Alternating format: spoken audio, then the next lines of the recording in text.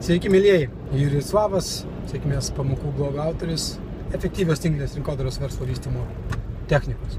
Šį kartą norėčiau atsakyti jums į klausimą, ką daryti tuo atveju, jeigu jūsų nusiusta informacija, jūsų nusiusta video pristatymą arba kažkokia kitokia informacija, žmogus nepasižiūrėjo. Kaip reaguoti, kiek kartų jam siūlyti tą patį pasižiūrėti dalyką apie jūsų tinklinės rinkodaros kompaniją. Greičiausiai dažnai sutinkamus klausimus. Beje, jeigu jūs turite kažkokių klausimų, kuriuos norėtumėte, kad aš atsakyčiau, kurie yra susijęs su tinklinė rinkodara, su infoverslu, su asmenybės ugdymu, drąsiai uždavinėkite man klausimus elektroniniu paštu jurijus@slavas.eu arba mūsų bloge dešinėje pusėje esančioje klausimų uždavimo formoje per ask.fm svetainę. Galite užduoti klausimą tenais ir aš būtinai jį atsakysiu efektyviose tinklinės rinkodaros verslo vystymo technikos, jeigu tai bus susiję su tinklinė rinkodara arba kitose mūsų rubrikose. Taigi, tęsiant apie klausimą, kągi reikėtų daryti tuo atveju, jeigu žmogus nepasižiūrėjo jūsų sustos informacijos, kaip reikėtų tai reaguoti. Na, pirmiausia, reikėtų pasižiūrėti tai, kaip jūs sutarėte dėl tos informacijos pasižiūrėjimo. Dažniausiai aš, kai siunčiu informaciją, prieš tai, kai ją siūsiu, aš visą laiką sutariu su žmogumi laiką, kada jisai tą informaciją pasižiūrės. Užduodamas jam paprastą klausimą. Kada manai, kad būsi tikrai pasižiūrėję šitą informaciją? Kada manai, kad būsi tikrai pasižiūrėję šitą informaciją? Ir jeigu žmogus man pasako tam tikrą laiką, pavyzdžiui, antradienis, 3 val. Vakaro, 3 val. Dienos, tuomet tai jau pirmas žingsnis link to, kad jisai greičiausiai pasižiūrės tą informaciją, tuomet reikėtų dar keletą kartų pasitikslinti.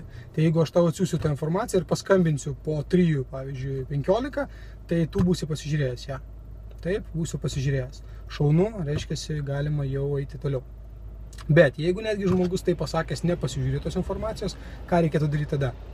Ar reikėtų sakyti, bet tugi sakėjai, tu pasižiūrėsi ir taip toliau ir taip toliau. Deja, ne, tai yra tai, ko žmonės dažniausiai tikėsi iš jūsų. Jie mano, kad jūs juos įkalbinėsite, nuliūsite ir būsite tokių įkyrių tinklinės rinkodaros verslininkų, kaip jie ir įsivaizduoja tinklinę rinkodarą. Jeigu jūs norite parodyti žmogui tikrai, kaip vystomas tinklinės rinkodaros verslas ir nebūti tuo tokiu įkyriu tinkladarininku, kabutėse tinkladarininku, jūs turėtumėte elgtis kitaip. Jūs galite tiesiog pasakyti jam, tai šaunu, okei, tuomet nenoriu gaišti nei tavo laiko, nei savo, nes turiu žmonių, kurie yra įsipareigoję pasižiūrėti tą video ir kurie yra susidomėję informaciją, tad aš kaip tik eisiu skambinsiu dabar jiems. Ir sakot, iki kito karto pasibendrausim kažkada ateityje. Dažniausiai tokiu atveju, kokiu apie 80-90% žmonių sako, ne, tai gerai, aš pasižiūrėsiu tam tada ir tada tikrai pasiskambinam. Nes jam pradeda veikti psichologiškai toksai veiksnys, kad jisai pradeda gerokai daugiau susidomėti tuo, matydamas, kad dar yra žmonių, kuriems jūs tą siūlyti ir kurie yra susidomėję. Tada jūs tiesiog sutarite laiką, kada jis tai padarys antrą kartą ir vėl pasiskambinate jam po to pasiteirauti, ar jis tai padarė. Bet jeigu visgi jisai nestabdo jūsų, nesusidomėjo, sako, gerai, tvarkoju, okei, palikite tą žmogų, nesistengkite jį kalbėti, pasižiūrėti tą video, ar ten jūsų kažkokią siųstą informaciją, nesistengkite jį spausti.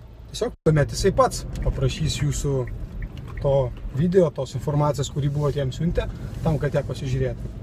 Tokiu būdu jūs tiesiog skleisdami informaciją apie to, ką užsiimate, gerokai kokybiškiau sudominsite žmogų tą galimybę, kurią norite jam pasiūlyti. Be jokio spaudimo, be jokio įtikinėjimo, bet tiesiog skleisdami informaciją, mokydami žmogų, šviesdami žmogų. Ir jisai pats, jeigu matys tame galimybę, jeigu matys savo kažkokią naudą, priims sprendimą pasižiūrėti informaciją, o galiausiai po to greičiausiai priims sprendimą prisijungti prie jūsų kaip jūsų partneris arba kaip jūsų kompanijos produktų vartotojas arba paslaugų vartotojas. Taigi, tokiu būdu nebijokite tų žmonių ir nepergyvenkite dėl tų žmonių, kurie pasakys jums nepasižiūrėjau, o tiesiog žinokite, kaip tinkamai sutarti dėl to ir kaip reaguoti į tai. Su jumis buvo Jurijus Slavas, mes tęsime rubrikas ateityje, kalbėdami apie kitus klausimus. Jeigu jūs turite klausimą, kurį norėtumėte užduoti man, tiesiog, kaip ir minėjau, parašykite elektroniniu paštu jurijus@slavas.eu arba mūsų svetainėje užduokite klausimą per ask.fm formą, kuri yra dešinėje mūsų svetainės pusėje. Sėkmės, iki!